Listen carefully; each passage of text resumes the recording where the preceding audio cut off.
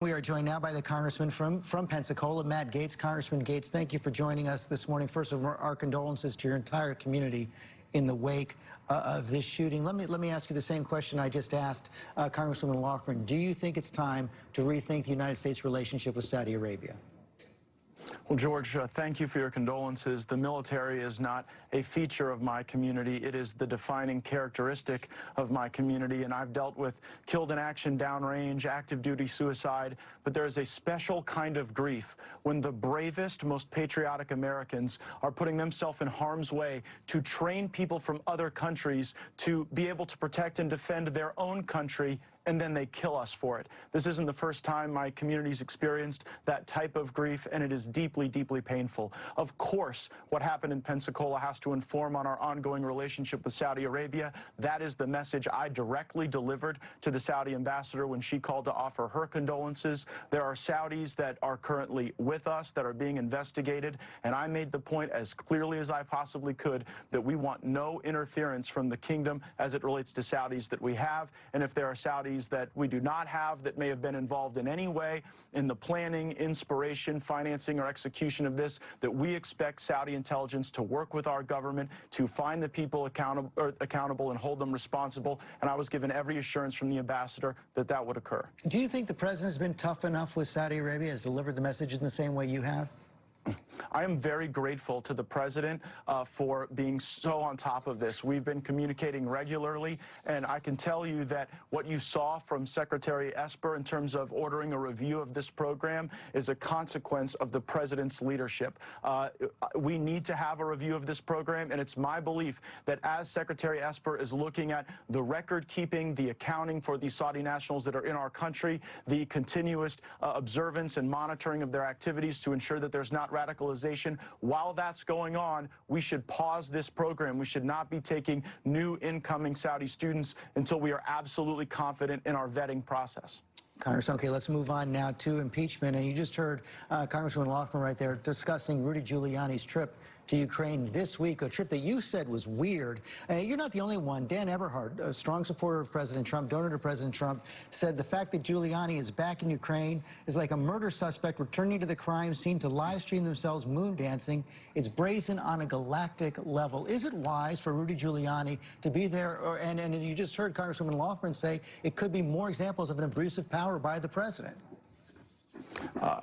I would never compare Mayor Giuliani to a murder suspect. Let's remember, this is the guy who took down the mob in the 90s and who was out there leading a lot of the city of New York during the terrible events of 9/11. So I think he gets the benefit of the doubt that he's not akin to a murder suspect. But it is weird that he's over there, and I'm grateful that very soon after I made those comments on CNN, the president put out a statement that said that Rudy Giuliani does want to come into Congress and explain his role, explain what he's been up to, and I believe that the president urging Mayor Giuliani to provide that clarity to the Congress will be helpful in resolving what seems to be odd having him over there at this time. Well, Mayor Giuliani has said he's actually representing the president while he's over there, and of course it's the president who's blocked his top witnesses with direct evidence from coming to the Congress. You believe that Rudy Giuliani, Mick Mulvaney, Mike Pompeo should all come testify now?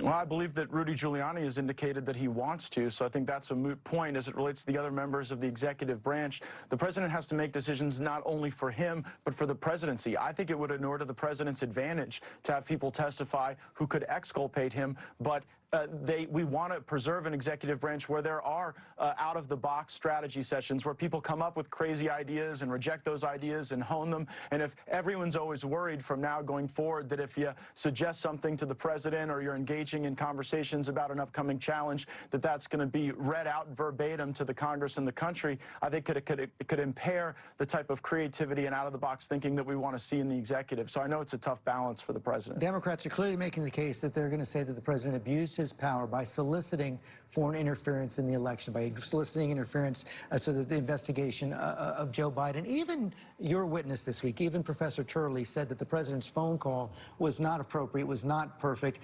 Can you explain to the American people why you think it's okay for the President of the United States to ask a foreign nation to investigate a political opponent and withhold a White House meeting at the same time?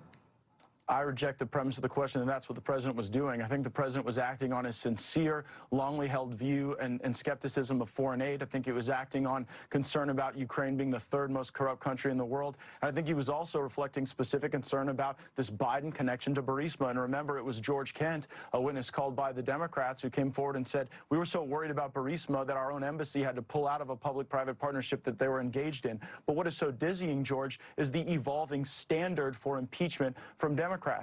Through most of 2019, Nancy Pelosi said she opposed impeachment, not because the Mueller facts weren't strong enough in her view, but because it wasn't bipartisan. She set the standard of bipartisanship for impeachment. The only thing that's changed now is that we're moving into an election year, and she's willing to pursue a partisan impeachment. And you look back to 1998, Jerry Nadler, our chairman, was saying that it was ripping votes asunder to pursue a partisan impeachment, and no impeachment would be legitimate if it was primarily supported by one party and opposed by another. This impeachment is exclusively supported by Democrats in Congress. It's not just that Democrats can't persuade people like me who support the president. They can't even persuade Republicans like Will Hurd, who are critics of the president, to support this impeachment. So they continue to move the goalposts. And my friend Zoe Lofgren, one of the nicest people in Congress, she compared the impeachment in 1998 to fascism, George. Fascism. Now, I don't think that history looks kindly on the 1998 impeachment, and I certainly don't think it will look kindly on the inevitable impeachment of the president today. Congressman Gaetz, thanks for your time this morning. Thank you.